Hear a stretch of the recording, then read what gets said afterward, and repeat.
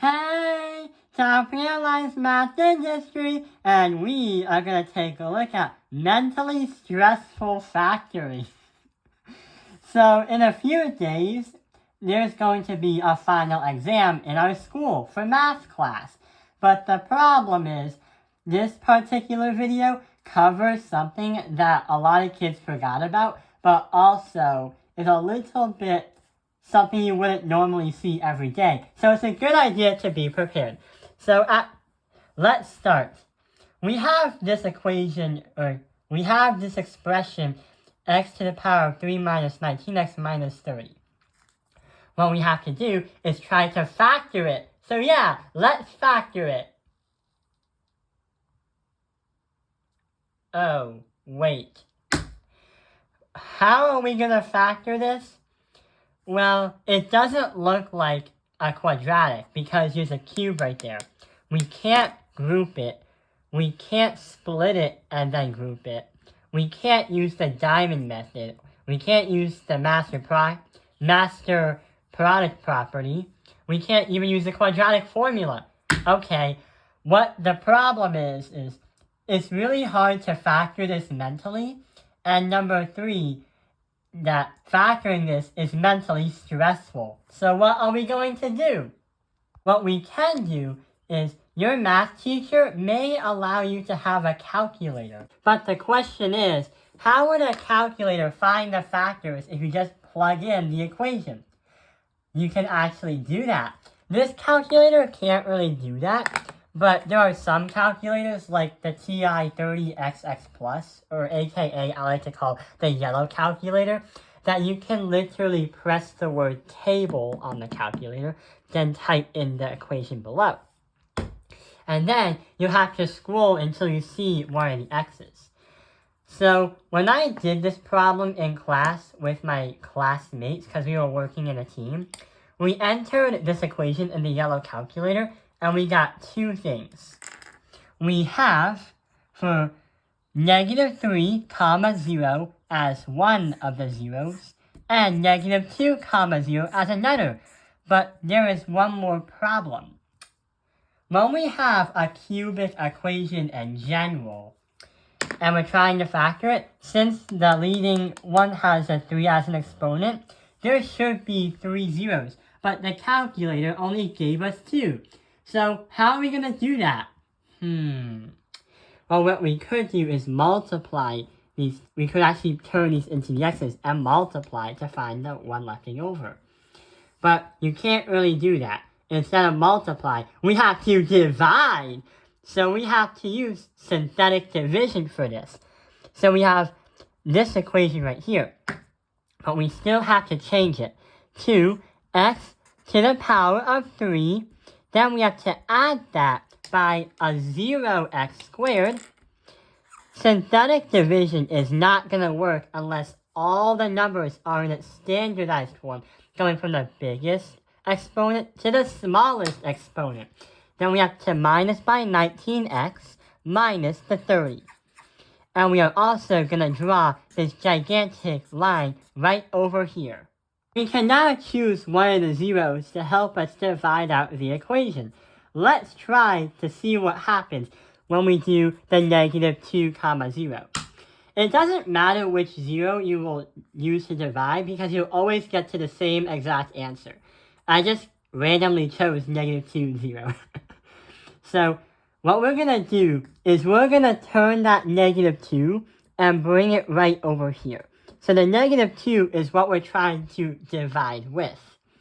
The next step is we try to get the coefficients of every object on the field and try to use synthetic division. So x is just 1, 0, 0, negative 19, negative 19, and negative 30 right over here.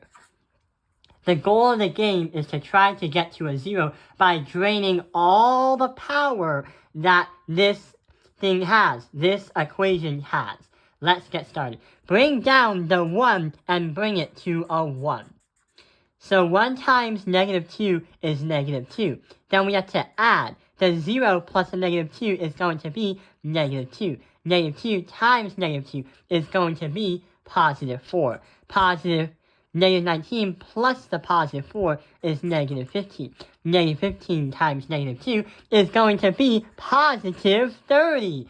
And negative 30 plus positive 30 is 0. Hey, guess what? We drained all the power to 0, meaning we have an equation that was left over. We have a 1, a negative 2, and a negative 15. We can say that it's going to be 1x squared minus 2x minus 15. And that is going to be our equation when we divide this by negative 2 comma 0. So what we did is we divided this and that to get this. And we know that there's going to be a perfect factor that we're trying to find out because there's a 0. The problem is we have an equation. What we don't have is a 0 or an x-intercept on the graph. We have to somehow find a way to factor this smaller equation right over here. So 1x squared minus 2x minus 15. It should be just x squared, but I placed the x there to make it more understandable. So we have negative 15 and negative 2.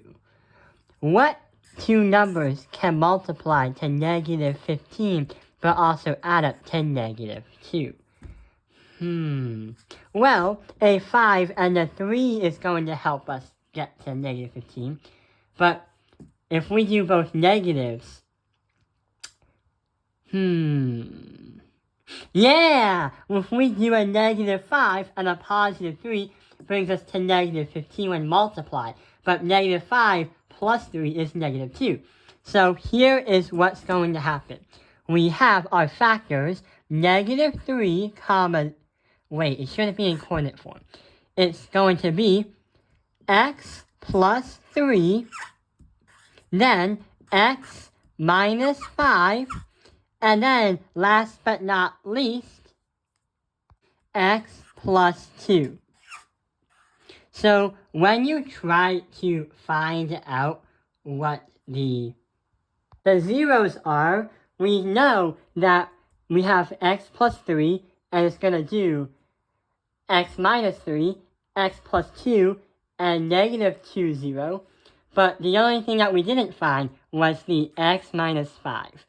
So if we put that into a coordinate, x minus 5 equals 0, then we have to add by 5 and add by 5, and we could say x equals 5. But if you want to put that into an x-intercept, it's going to be 5 comma 0. And that is going to be what our missing 0 or our missing factor is. We have 3 factors. It's this right here, that right there, but also that right there. We could also say right here, x plus 3 transforms to x equals negative 3. That's why we got the negative 3, 0 in the first place in the calculator. And over here, we can say x equals negative 2, which represents, right over here, negative 2, 0 in the calculator. So all this makes sense now.